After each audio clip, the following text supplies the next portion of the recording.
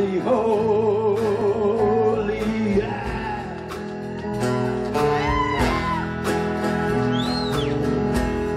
Dream of only me.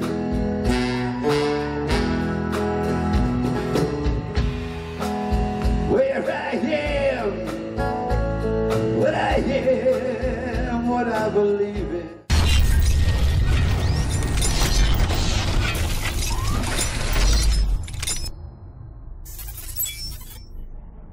Today I have sitting with me one of the world's most respected and loved entertainers. He is an amazing tribute artist. He is known as the King of Diamonds. We have today Mr. Rob Garrett. Not only is he a great entertainer, he has an uncanny way of channeling the real Neil Diamond. He looks like him, he talks like him, he sounds like him. And yet, he is a phenomenal entertainer in his own right. Ladies and gentlemen, welcome Mr. Rob Garrett. Hello. Hello. Now you just put all that pressure on me to sound like him, so I have to lower my voice now, because my speaking voice is higher than his. But so I'm glad to be here. Thank you. You are absolutely amazing. Thank a phenomenal entertainer. I watched your videos. And what I love is you have a certain passion to your performance that draws people in. And I would like to know, when did you start and where did it all begin? I started doing Neil Diamond in 1995. I mean, for 15 years I had my own band out here called Rock and Roll Heaven. We were a semi-popular band with a big following, and I did a lot of Neil Diamond stuff in my group because obviously he was one of my favorites ever since I was a kid. And when I did his song, only when I did his songs, obviously I sounded enough like him to get a reaction from the audience. And for years, you know, I heard some of my friends and our followers and fans say, you're crazy if you don't go audition for Legends in Concert, which is one of our, production shows here in town since 1983. So finally, after 15 years with the band, I said, I'm gonna try this tribute act thing, and I went and auditioned for them. And at first, I didn't get a call, but then about 9 months later, I got the call, and I got to go. My first 3 years of doing it was in Hawaii. Yeah, they sent me to Hawaii for 3 years. I know. It's outstanding. You know, I was going to say something about Legends and Concert, because that show, it's like an introduction to you. But your show is so much more phenomenal. You can explain like where it led to you after Legends in Concert. Well, that was it. I did about 5 years with Legends, 3 in Hawaii, and I came back here and I bounced all over the place with them, and so intermittently. And then I just decided that because when you work Legends, you're on stage with obviously other impersonators, and you get like a 15 to 18-minute spot. And I said that, considering the person I'm doing is one of the biggest selling artists in history, 15 to 18 minutes is not going to cut it. Not going to cut it. No, so I made the decision that I'm going to try this on my own. And it wasn't like it kicked in with instant success.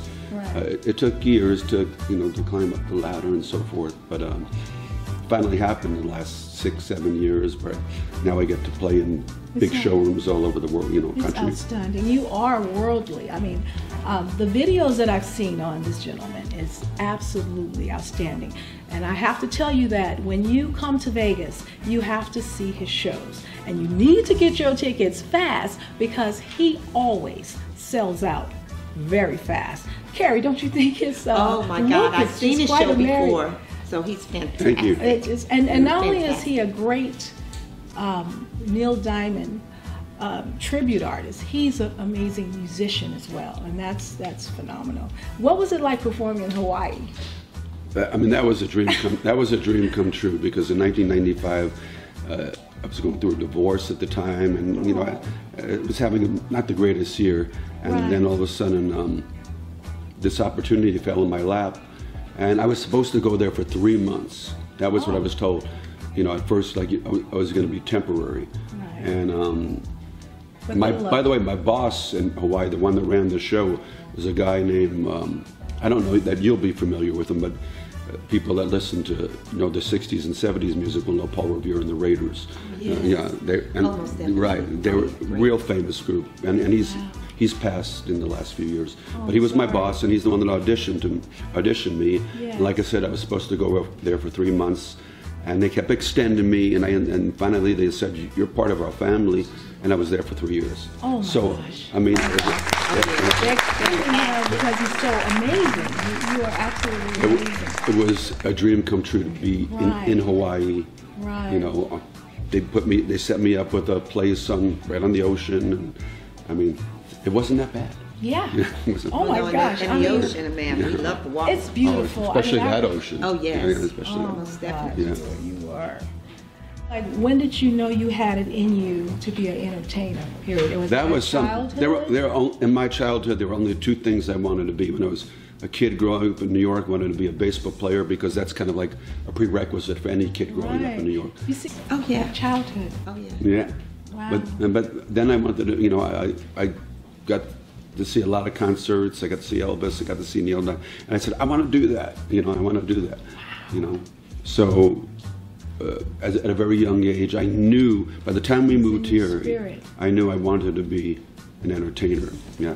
Yeah, everywhere I've read and I looked at anything that you have on the internet, and I've seen your videos, you are loved. He is loved all over the world. I mean, he is absolutely stunning. I think you should always catch the show. And I have another question for you. Yes, and I was wondering, because I'm an entertainer. Yes, you are. You're an entertainer. And with you are almost like an actor, a musician. Yeah.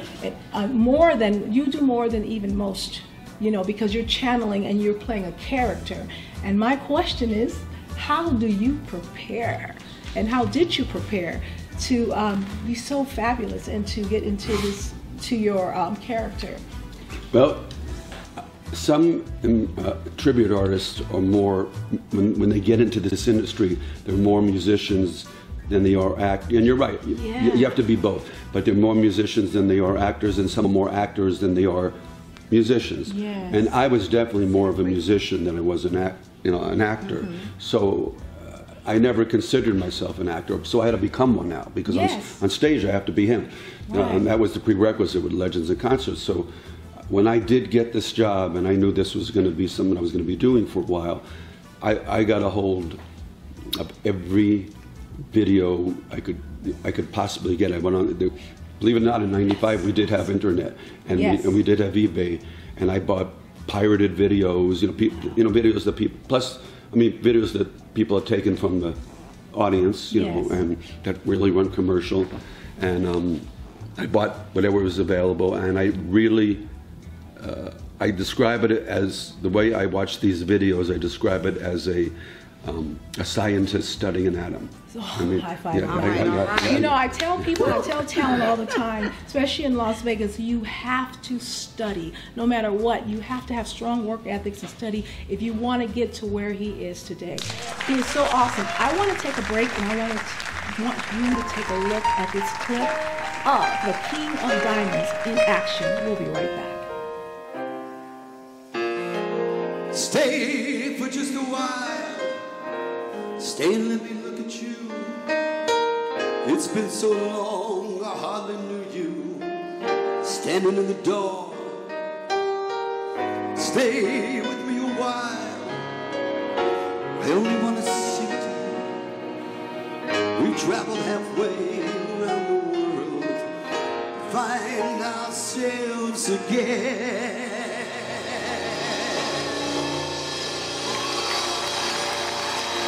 September morn, we danced until the night became a brand new day. Two lovers playing scenes from some romantic play. September morning still can make me feel. Look at what you've done. She's become a grown-up girl. I still can hear you crying in the corner of your room.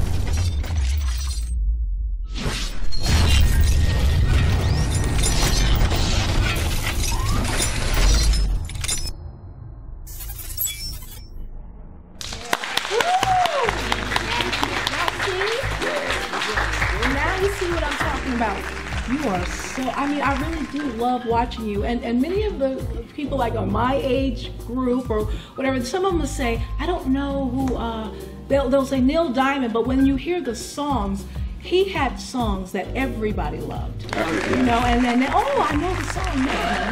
And a lot of people don't realize, I mean, he's the consummate writer, and people don't realize a lot of the songs he's written, even though he basically wrote them for himself. But he wrote things like Red, Red Wine, you know, and he wrote I'm a Believer, you know, and so but songs for other artists. The man has 37 top 40 hits, and there aren't too many human beings that, you know, in the industry that can say they have 37 top 40 not hits. very many at all. Right. Wow. On the pop charts and the rock charts, whatever you want to call them. But, wow. Yeah. I would like to know what shows do you have coming up, and how can we and my friends out there, we all come and see you and support you, because I'm not missing the next show. Good. I hope not. Yeah. I'll be with her. Well, you might miss the next one because it's an hour and 40 minutes out of town. And that's just a plane ride. Yeah, you're right, and a short one too. A short plane ride, yeah. But we just the other night, a few nights ago, did our show here at the Cannery, which I do every year. Yes. And that was a great show. It's a big concert room. But now the next public show that we do starts September 28th for 4 nights at the Riverside in Laughlin. Which is a big. It's a big showroom. It's my 4th year going there, and I love going out there. It's on the river, and, and then we have shows coming up at Sun City Anthem on October 13th.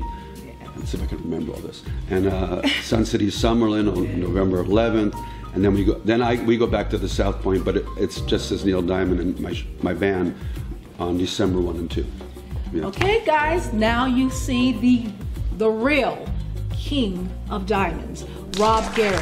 Thank you so much for joining us. You are amazing. It was a pleasure. We love you.